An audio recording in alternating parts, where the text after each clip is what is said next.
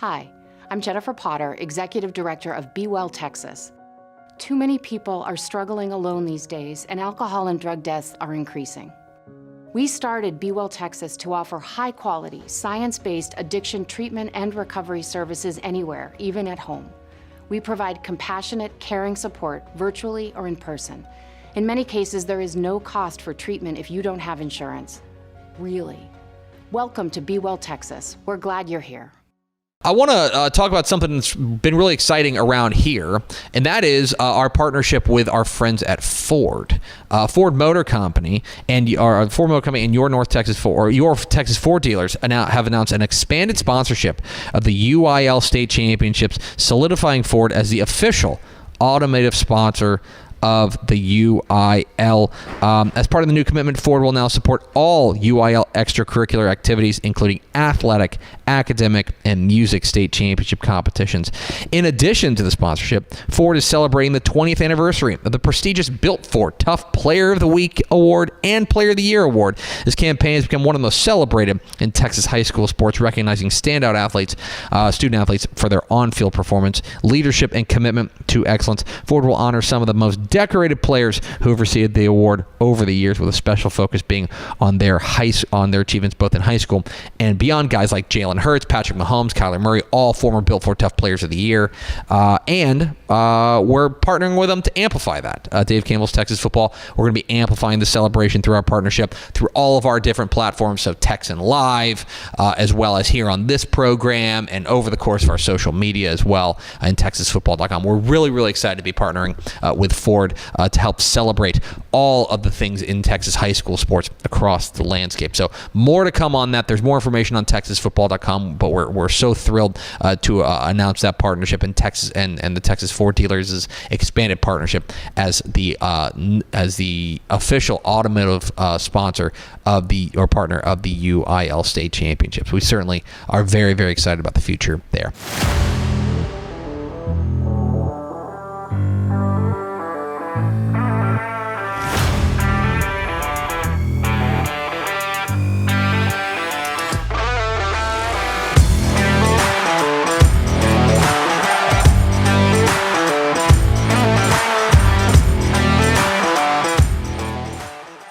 Hello and welcome into a special edition of the Dave Campbell's College Football Podcast. We are diving deep on all things UTEP minors for the 2025 season.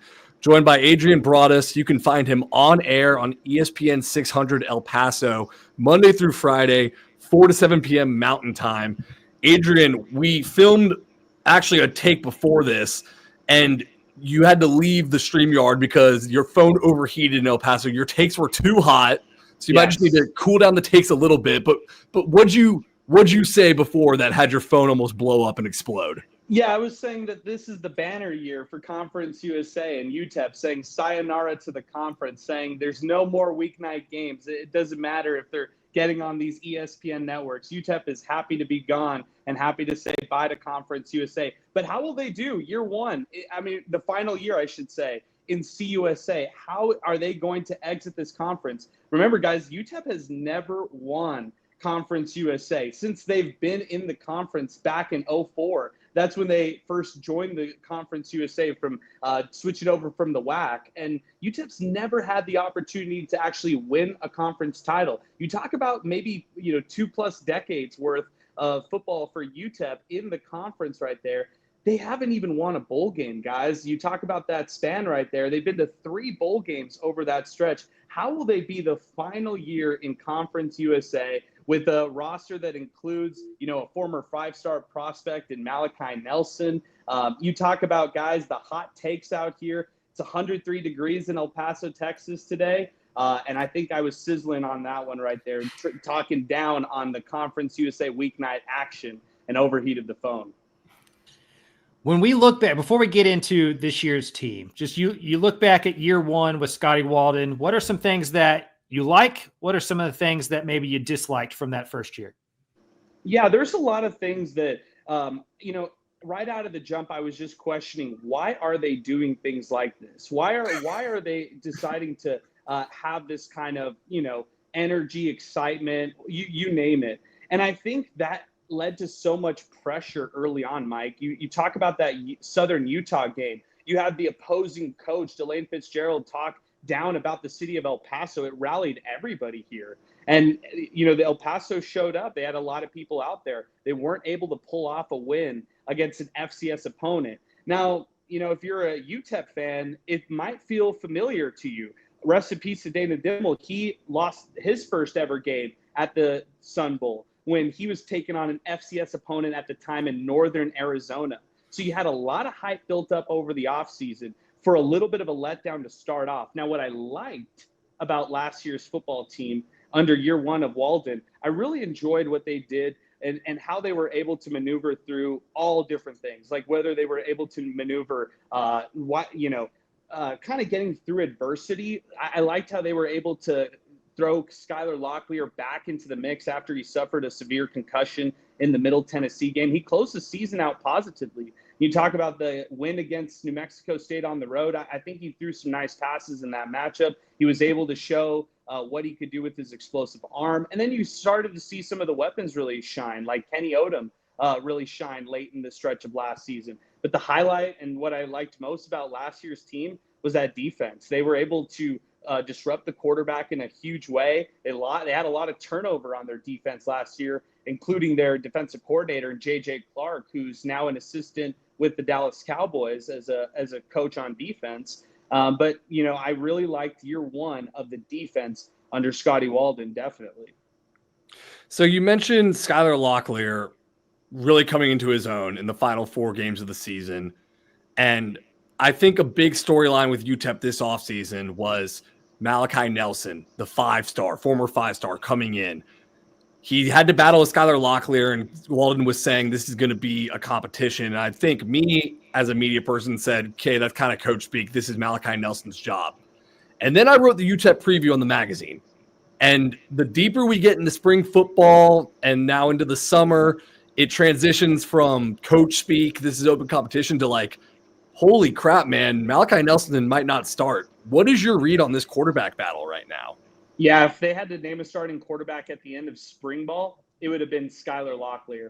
If they had to name QB2 behind Skylar Locklear, based on my assessment, guys, and what I saw in spring ball, I'd throw Shea Smith at number 2. Wow. If I had to go with number 3 at this point right now, I'd say Malachi Nelson would be at number 3 right here. Don't forget about Cade McConnell, who also has starting quarterback experience with the Miners. And don't forget, about some of the younger players who are also on this roster. JP Pickles ended up transferring after the spring. That was a guy who had starting experience from last year, albeit a redshirt season for him. But you talk about them getting the ability to get some of these high school prospects like Chad Warner. They don't want to just see him sit on the bench for 4 years. They want to see what he actually has in a live game experience. So, guys, it's complicated, maybe even more complicated than last year's quarterback battle, which I don't know if, first game you could have said that Skylar Locklear was ready for that position. I think by the end of the season, he showed he was more than ready. He was confident in that position. But, guys, I just don't know where they're at right now. Now, I'll say this as far as Malachi Nelson goes. He has some really nice passes that jump out right away to you and make you go, wow, his arm talent is there. It truly is. I am really interested to see how he applies the skills that he learned with former UTEP quarterback Jordan Palmer, current quarterback whisperer, as we know what he's able to do and how he works with pro athletes or athletes at the college, high school level. I'm interested to see what he's done over the summer, because I said it at the end of spring ball. Guys, there's 4 months from spring ball to the start of the football season, 4 months for Malachi Nelson to catapult himself from maybe QB2, QB3 to right there as that surefire starter. So even though we left off the spring football season thinking it could be Skylar's job, or why wouldn't it be Skylar's job? Now, over 4 months, maybe Malachi Nelson's able to, raise some eyebrows and turn some heads with what he's able to do. Wait, Craven, hold up. One of my new favorite memes on X is the Tucker Carlson interviewing Ted Cruz, where he's like looking like this. Here's a new one I'm workshopping. You want to talk about UTEP football, but you think Malachi Nelson's the surefire starter? What do you think? Huh? Yeah. Do you worry that it becomes a distraction, that the narrative is just all about Malachi Nelson, Malachi Nelson, Malachi Nelson, and we forget about the rest of the football team or who's going to be the starters or like how they have to go win football games? Right. Like last year, I would say that they did a really interesting job about how to handle that. I don't know if they did. Maybe you could argue they didn't do a great job of actually handling that right there. It did become a distraction last season. I could say that firsthand. I could say that from behind the scenes. I could say that pretty confidently. Now, last year or this upcoming year, I think they've done a really good job of saying, "Hey, look, these are our guys right here. Who wants to step up? Like, who's going to be out there? We're going to give these guys. We're going to try to give these guys equal reps. We're going to try to give these guys equal opportunities. We're not going to talk up the quarterbacks enough. There's other positions on this football field that have experience and even have all conference experience. Look, let's talk more about Kenny Odom. Let's talk more about the weapons that are going to be around these quarterbacks. They've done a really good job of already pre-developing the narrative of, hey, whoever's behind quarterback, we're confident with. So let's talk about some of those guys then. Who are the alpha dogs on this offense that no matter who the quarterback is, they're going to be relying on them? Yeah, it's a great question. I would wonder if they'd be willing to play 3 alpha dogs on the field at one point. And one of the guys is kind of a wild card, guys, who you might not have on your radar. The one alpha dog is Kenny Odom. The other is Cam Thomas. But don't forget about Jaden Smith, who didn't really get to play last year, but has a lot of experience, has a lot of talent, was a former FCS All-American. So he's a guy who I really like and I can really see take a big step forward this year and become maybe one of those alphas. It felt like last year the offense struggled a lot because the offensive line just wasn't strong enough, wasn't big enough to handle it. Do you feel like that unit is better this year and it will give this offense a chance to really like show what it is? Because you go watch the Scotty Walden offenses at like Austin P and stuff, and it just didn't look like the one last year. Do you think the offensive line can allow them to do more of what they want to do? This was a question I had for people this week. I was asking people around about this exact question because this is my biggest question going into the season and biggest weakness, I'd say, on paper right now to me. Look, they lose their center, Brennan Smith, over the offseason, the spring football season. I don't know if you guys saw the video, but I posted a video in the spring ball period where he was saying stuff like, I'd ride with my brothers no matter what. This team has a lot of stuff to prove. And then he hits the portal and he leaves for Mississippi State for a ton of money. Don't blame him. And then you look at some of the other offensive linemen on this team, not a lot of starting experience. I like Ivan Escobar. He had a late season injury last year, which is still kind of lingering right now into the summer. I expect him to be a full go for the season and be a mainstay on their offensive line. And if he's able to take that step forward, use the experience he had last year to translate this year, that could help them up front. I like guys like Mark Robinson. I like guys like James Williams. Those are younger names that we might not know right now, who we might know in the future. And then how about this? A local product in Rolando Beltran. He comes from Eastlake High School. He's made a step forward on that offensive front. I would like to see him earn some playing time this year as maybe a reserve. And then Azizi Henry. He did a lot in the run game last year for the Miners and 2 seasons ago as well. He has that experience.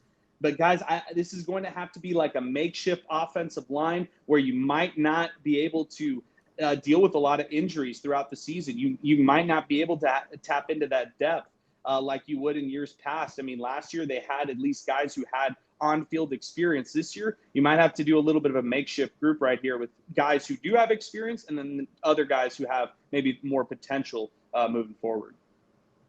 Well, I think those spring transfer portal departures kind of speaks to a broader trend of UTEP where Scotty Walden, his first 2 recruiting classes out of the high school ranks have ranked atop Conference USA. And while that is awesome, you're also recruiting guys who then you're developing who then leave during the spring portal window.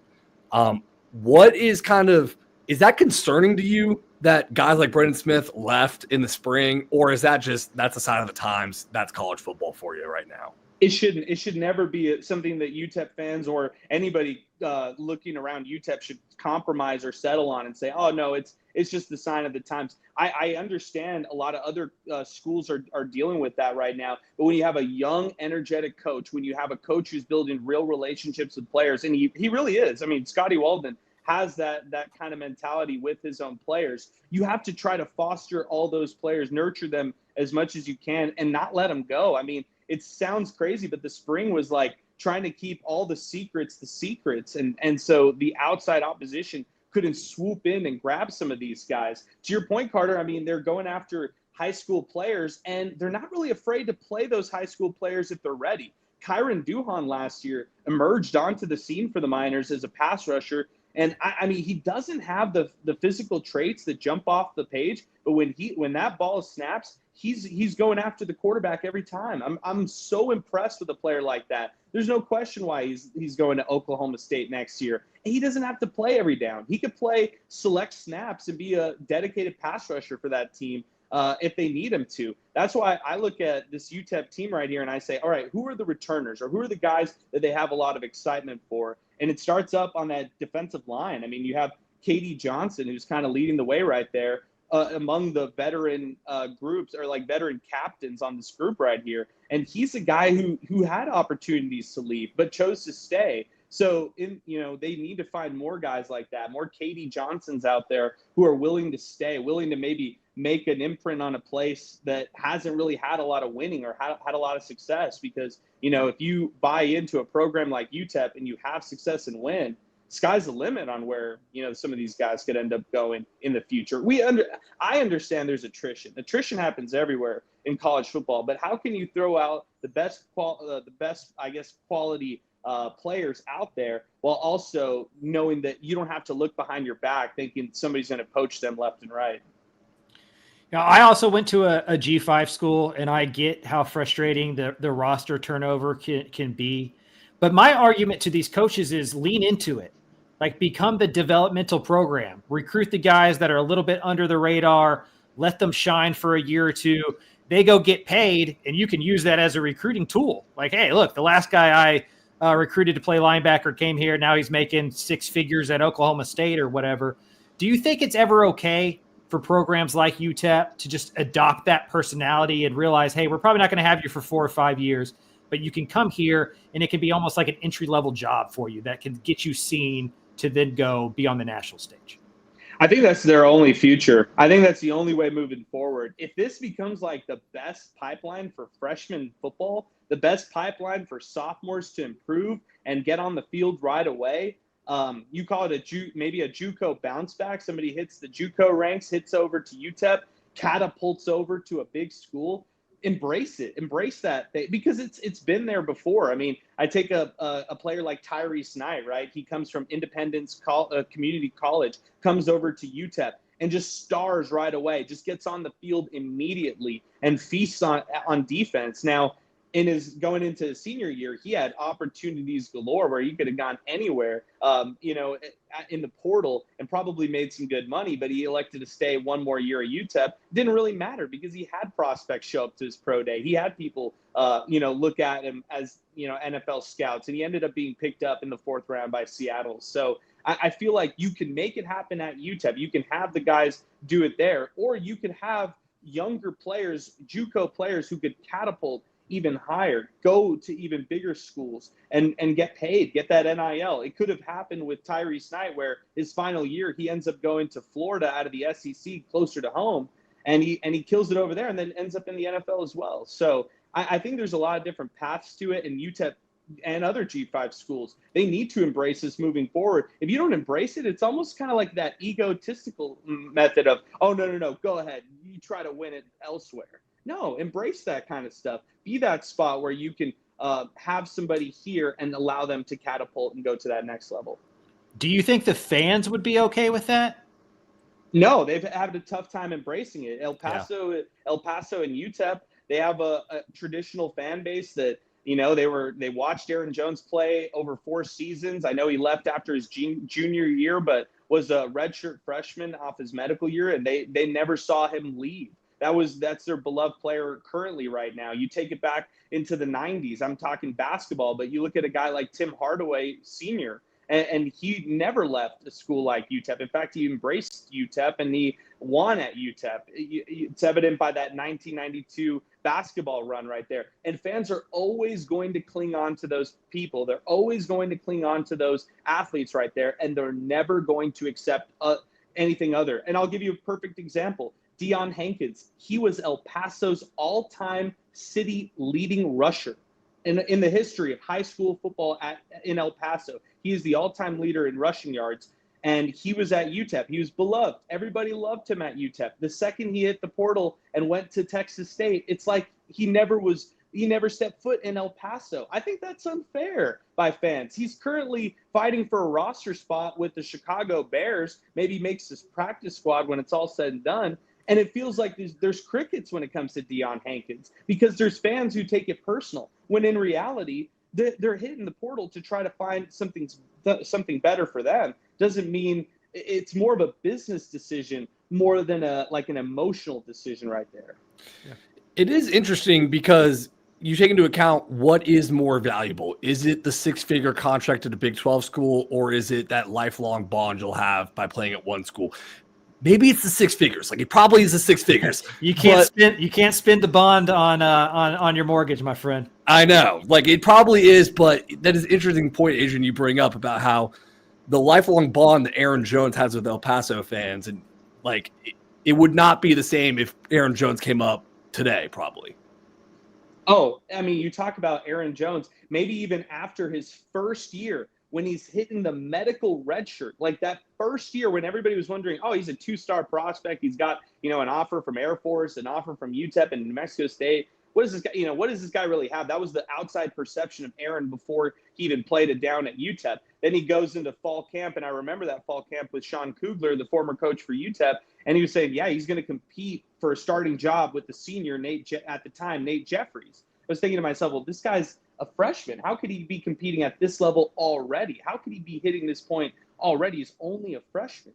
So I was really shocked by all of this right here. But then you saw that catapult right there of what he could do immediately. I remember that Texas Tech game. He's going up against Cliff Kingsbury and Patrick Mahomes in the city of El Paso, and he ends up getting hurt that game. But if he didn't even play the rest of that season, or he ends up hurt that year and the transfer portal is what it is now, he may have hit the portal. He may have catapulted right there and, shown something to Cliff Kingsbury at the time to make Cliff say, hey, come over to Texas Tech. We'll just have you 6 hours away from El Paso. You can still go close to home, and it's an easier sell that way. Yeah, it just isn't that kind of bond, isn't that kind of association. I don't know if it'll ever be that way. How many head coaches have you covered, Adrian? 3. Okay. 3. Sean Kugler, Dana Dimmel, and now Scotty Walden. So how does Walden differ from... I'm sorry, guys. 4. Throw in Mike Price, interim coach Mike Price. Throw in Mike Price in the mix. It strikes me how different Scotty Walden is from those 3 guys. Yeah, that's what my question was. How is he different from those guys? And what do you like about his differences from those guys? Yeah, I love Scotty Walden's energy. That's the easiest answer that I could say for it. The energy that he brings is, contagious. What he does to just get everybody fired up around him. He also he enables and empowers younger coaches around him. He trusts younger coaches around him. I like that about Scotty Walden. He doesn't have to know Bobby Daly to see film from Montana State and say, I see something in this guy. I want to see him succeed. Let me make him my defensive coordinator before somebody else makes him their defensive coordinator at a really young age, or before he catapults and becomes a head coach at some level, and that's what Scotty Walden does. He tries to empower, and he has a lot of hope, and he has a lot of faith in a lot of these people. So I like his belief. He doesn't look over his shoulders too much. He has confidence in what he does, and he kind of sticks to it. He doesn't have to look over his shoulders and say, well, what would I have done 5 years ago? What would my mentor have done in this point? He has a philosophy. He has a plan. He'll stick to it. That's something that some the other coaches never really did. And then also the recruiting aspect to it, guys. Like Dana Dimmel, Sean Kugler, they were year over year near the bottom of the recruiting classes rankings year over year across Conference USA. And sometimes they were the bottom in the country as far as their recruiting efforts. And it didn't mean that, they didn't have any guys who panned out. It just they had different philosophies. Kugler went after, guys who were high school players that he could mold through 4 years. Dana Dimmel was the JUCO guy. He had great relationships with junior college coaches and always went the junior college route. And Scotty Walden has a little bit of a mix of everything, getting Division I bounce backs, getting junior college transfers, and of course, getting some high school prospects in the mix too. I don't mean this as rudely as it's going to sound, but there's like a Charlie. Here we go. There's like a Charlie Brown aspect to UTEP football sometimes, right? Like it feels like it's about to turn the corner, the ball's right there to kick, and then it like gets pulled out from under them. I remember the North Texas game a few years ago where it was supposed to be sold out, and then there was like a lightning delay, and then North Texas wins that game, and they just haven't been able to get the buzz back. What will it take to really galvanize that community to show up and be real support to minor football on a consistent basis?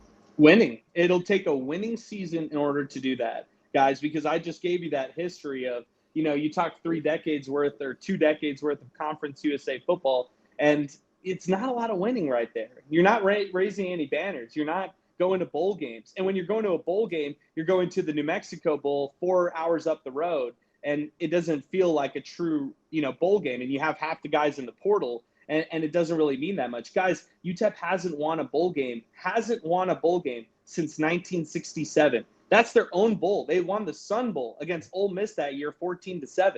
It's the longest FBS drought for winning a bowl game across, college football. And when I started covering UTEP, I started tracking this one back, in 2015, 2016. So nothing has really changed with that. So winning is the answer. I mean, you take it to, I believe it was the 2021 season for UTEP when they went 7-5, and they went to the New Mexico Bowl and played Fresno State. Guys, they were a fourth quarter away from winning their first bowl game in over 50 years at that point, and they fell short. It was a fumble. Their quarterback fumbled at the time, Gavin Hardison, and Fresno State pounced on it and ended up closing out the game. And that was the peak of that era right there. They came back with almost virtually the same bunch that next year, and they were 5-7. They kind of laid an egg, and it was it has been that Charlie Brown cycle. But not just the craziest part, guys. It's not just football. It's basketball. It's other sports. It's trickled into other sports at UTEP. And so, if you're looking at the football side, you maybe take a wider view at UTEP and say it's kind of happened with all their programs. And really the only solution to getting the community to back it is winning, because they'll build fans up. They'll get the fans really excited, and then they'll let them down. And that crash feels like Charlie Brown crashing to the ground after missing the kick. So if we're going to stay with the Charlie Brown metaphor, I feel like right now, going into the season, my leg is wound up. The ball is on the ground. Lucy's holding it. I feel like the vibes are pretty good, honestly, right now. Do you think they're going to have a winning season, or is the ball going to be pulled out from us? Guys, I'll pull the ball out right now and just tell you, on paper, it's 40 new players, a new offensive coordinator, and a new defensive coordinator. That's a lot. That's a lot of change right there. And I think the easiest, I was talking to somebody this week about it, and I think the easiest thing to say across college football is it's year to year. It's year to year roster management. It's year to year staff turnover. You've got to be ready to go starting January, go into August, get prepared, get ready to go, have your roster ready. And that's the time where you develop that winning strategy. And if they win, what does that really look like, right? I mean, are they winning early out of the gate and knocking off teams like Utah State on the road? Are they protecting their home field and beating UT Martin as they should, an FCS opponent, unlike last year, unable to close it out at home against Southern Utah, in a double overtime contest right there? Are you able to put away an easy or quote unquote easier opponent like Louisiana Monroe at home? Are you able to go in this Conference USA, we all want to deem as a weaker Conference USA, and actually go through it to have success? These are all big things that UTEP is going to have to answer in order to take the steps and try to be a winning team. I don't think they're there yet. I think you could look at the schedule and talk yourself into like 8-9 wins. And then you can also look at the schedule and talk yourself into 3 or 4. What are your thoughts on kind of how this thing ends up going? Yeah, I would say it's going to be a big week by week kind of thing. Like I really think we're going to circle that September 27th game against Louisiana Tech, and that's going to be the one where we see, hey, this is going to be a winning team, or this isn't necessarily going to be a winning team. I look beyond that. You look at that Wednesday game, a home game against Liberty. Can you sneak one against the Flames? Can you finally get over the hump and actually beat this team? Those are some of the bigger ones right there. I'm circling. I'm trying to see, hey, can UTEP finally get over the proverbial hump, win some of these conference games in order to actually put together a season where, hey, you turn around, you look back and you say, hey, there's 3 games left. They have 4 wins. Can you get to 6-6 season? Can you get to 7 wins on the season? And I think the second part of their schedule favors them a little bit more than the start of it. I mean, you talk about Missouri State, Delaware, on the road in November. Are those going to be relevant games, guys, or are those going to be games that you just throw away? Are those toss-away games that don't really matter at that point of the season? Is UTEP playing relevant football in November, or are they not? And this is just trying to kind of make the season look a little bit better than it actually went. I think what's giving you pause, Adrian, is the new faces on the team. 40 new guys, 2 new coordinators. What are your thoughts on the coordinator hires, and what should Miner fans know about them? First off, Mark Kalla, out of the offensive coordinator, he's coming from TCU. He's known to be kind of that QB type whisperer. I expect him to work closely with guys like Malachi Nelson and Skylar Locklear. On the flip side, Bobby Daly on the defensive side, coming from, the FCS ranks, but he had a lot of success over at the FCS ranks. He's somebody who has a lot of experience with linebackers. I think that's what they were looking for when they were hiring a defensive coordinator kind of late in the process, who could be somebody who steps in and helps out the linebackers right away. Bobby Daly has a lot of that experience. I like his philosophies. I really do. I'm a big fan of his. Now, switching it quickly over to the offensive side, Scotty Walden's going to call plays, guys. That's what he's done day one. But on the defensive side, he's going to trust Bobby Daly to do his own thing and call his own defense. So I expect that defense, I don't know, whether it's a 3-4, same thing as last year is a 3-5-3. Whether it's either or, I think it ends up being a 3-4 when it's all said and done. I do expect this defense to be the strong point of the team. I was going to ask you, what do you kind of see as the strengths and weaknesses of this ball club? Weaknesses is going to come up front on the offensive line for me until they prove it to me, in an actual game that this group right here can go in and be a consistent mainstay on the offensive line. I'm not going to buy in just yet there. I'm also, I'm a little concerned on the receiver side of things. Although I will say this, I was talked into something earlier this week. What about 3 slot players playing on the field at one point in Jaden Smith, Kenny Odom, and Cam Thomas? Can we get some crazy kind of offensive weapons out there on the field at the same time, and then throw Ashton Emery in the backfield? And now you just have this speedy bunch right here. They can go RPO crazy. They can have guys kind of flying all over the place, and speedsters when you talk about your skill position players. I'm a little concerned, though, on the size for the wide receivers. Now, switching it over to the defense, defensive line is the strongest point of this team. It will be year in, year out. It's been this way for a while now, and it's kind of rang true still here with Scotty Walden coming into year 2. I love Katie Johnson, like I mentioned, up front. I know they lost Jalen Jones, but the guys that they're bringing in, Echo Taylor, they have guys up front that they feel really confident with. Derek Burns, who's another guy who's going to rush the passer as well for the Miners. They feel really good about that D-line. The linebackers, although they lack they lack experience, I do like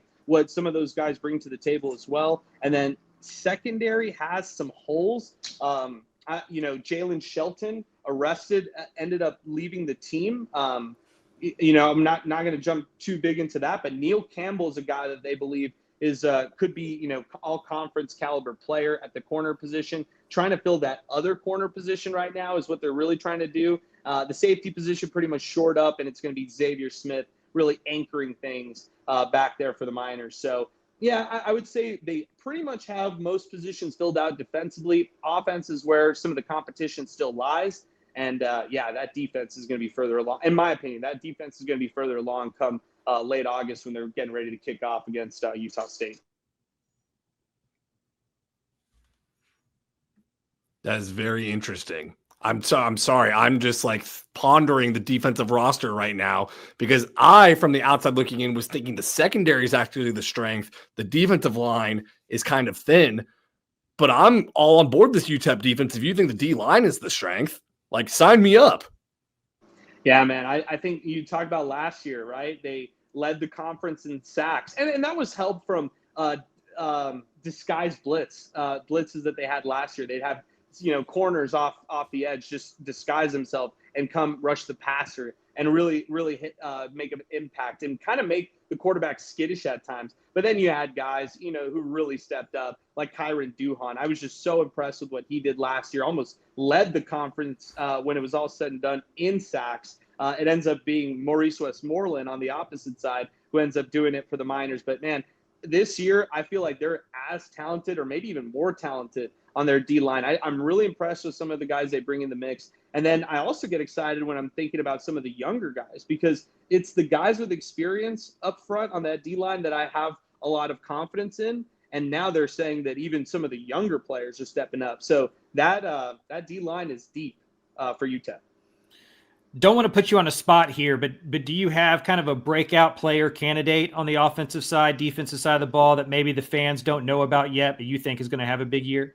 Yeah, let's go on the offensive side first. I'm going to talk about Ashton Emery. He is somebody who, as a running back right here, I think he can emerge in a big way. They had Hashawn Wilson come from Charlotte, the transfer in the portal this offseason. But everybody kind of quietly forgot about Ashton Emery as a running back. He could be maybe better than what we saw last year from Javon Jackson. And UTEP has produced some really quality running backs over the years and some quality rushing seasons, period, right? I mean, we're talking about a quarterback battle right here between Locklear, Nelson, McConnell, and even Smith. But maybe we should focus more on that running back rotation and what that could look like when it's all said and done. Maybe Cam Thomas gets a couple carries out of the backfield, but I love Ashton Emery as that mainstay back who can just kind of catapult and emerge out of nowhere for UTEP on the offensive side. Now, defensively, I'm probably going to stick with Neil Campbell, just thinking he can make a big enough jump to be an all-conference caliber player. And I think he will be a name that Miner fans know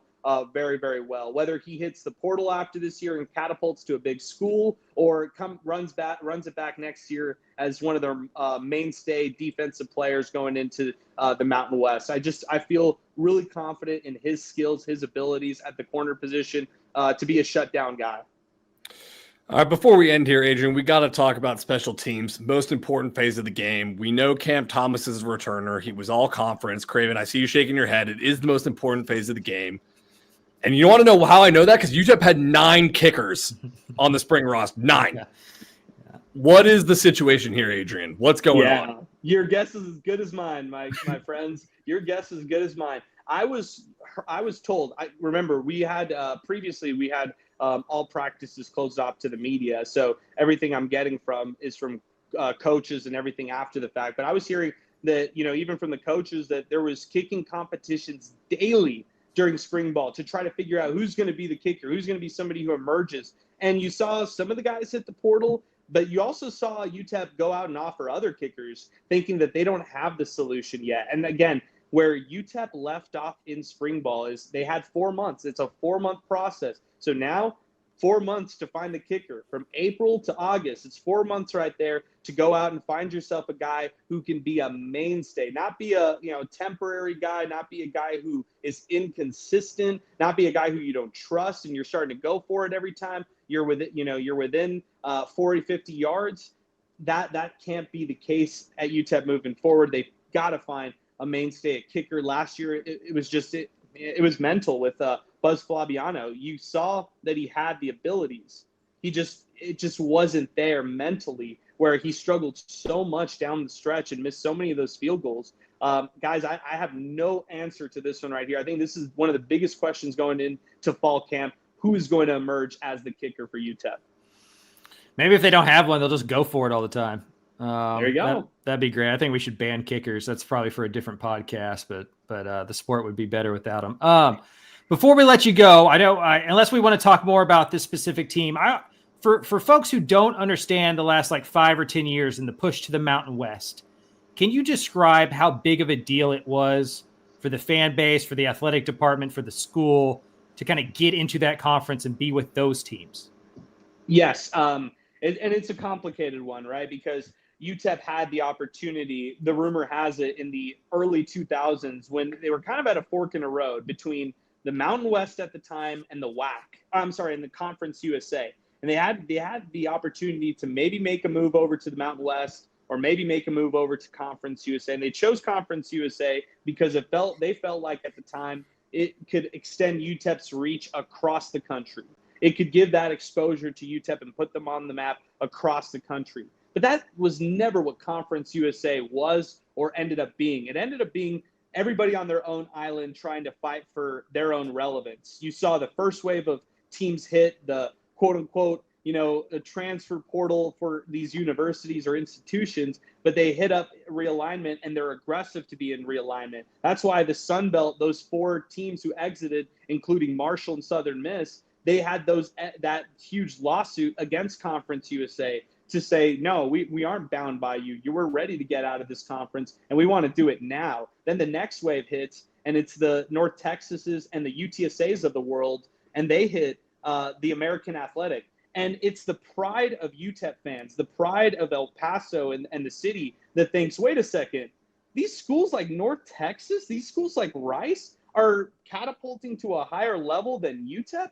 And these schools like Boise State, like Houston, are now at the top, at the Power 4 level. Fans, it never sat right with fans. It never sat right with the fact that UTEP always seemed to settle for mediocrity when it came to all the realignment, all the shifting. And it felt like despite, maybe Conference USA having some success here and there in any sport, pick a sport, any of these sports, right?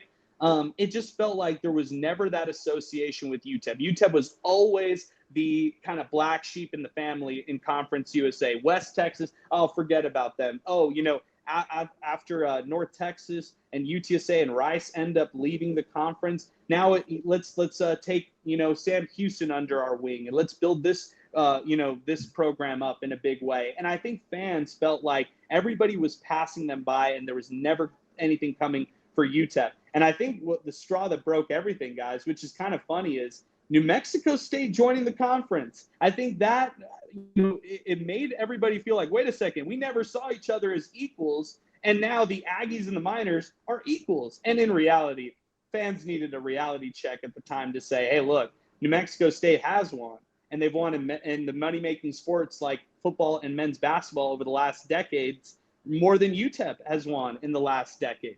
How does UTEP have that justification to move over to the Mountain West? So when the door was open and when they got to move over to the Mountain West, who cares who's still left? It makes geographic sense instead of having to hop on a plane from El Paso to Lynchburg, Virginia, where there's zero association. There's zero kind of geographic sense with that. And I get it. Conference realignments all over the country. But for UTEP fans, for the traditionalists in the money-making sports, they just wouldn't accept that ever. So going over to the Mountain West, having a bit of familiarity with schools like New Mexico, even schools like Wyoming, guys. I mean, that's a rival for UTEP when you're talking about 80s and 90s and even before then. So that's definitely how I would say that. Well, we're excited for one more year of UTEP and Conference USA before they get off to the Mountain West next year. Adrian, thank you so much for joining us to talk about some ball. You can catch him, guys, on ESPN 600 in El Paso, Mondays through Fridays. That's 4 p.m. to 7 p.m. Mountain Time, hence why they're going to the Mountain West. Adrian, thank you for joining us. Thank you guys so much. Love what you guys do for all the state of Texas.